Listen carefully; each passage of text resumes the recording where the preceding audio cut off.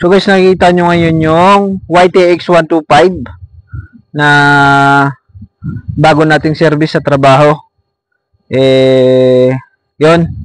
So 3 days pa lang siya ngayon. So sa loob ng 3 days, meron na siyang almost 300 kilometers na tinakbo. So sa experience ko dito sa unit na to, smooth, siyempre bago, brand new, and may power, and yun nga lang, medyo bitin ako pagdating sa mga straight road, gawa ng galing ako sa 250cc na Rusi Classic. Talagang yun, malakas talaga sa power yon, at talagang maibubuga yon pagdating sa straight highway. So ito, tinry kong isagad, like hirap siya maka 80 kilometers, no?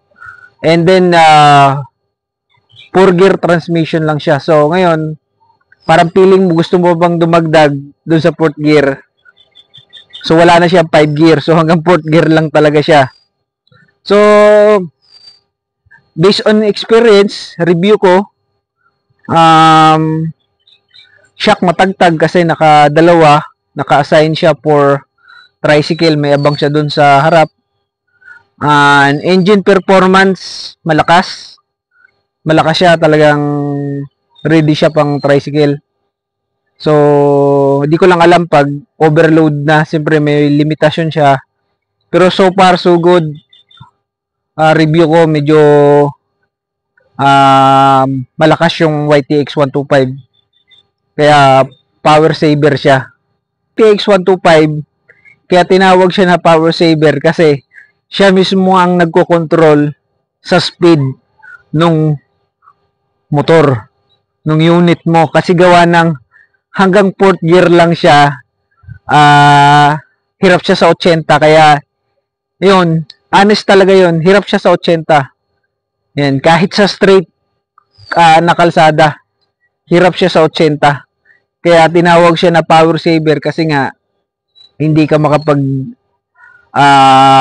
hanggang 100 kilometers, medyo hirap siya. So yun yung review ko doon. Ang issue lang dito talaga is yung taillight.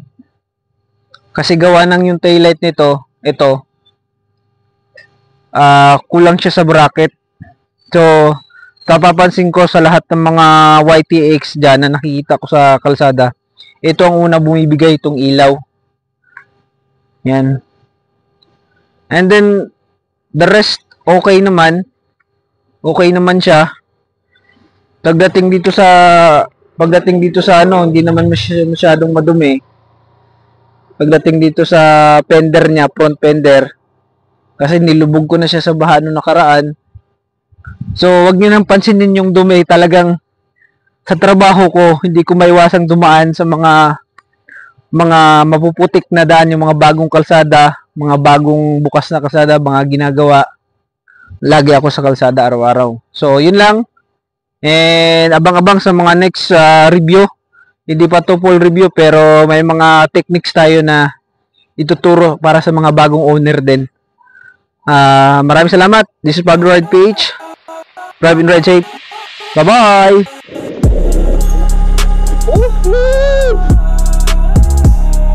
Pasok na naman tayo sa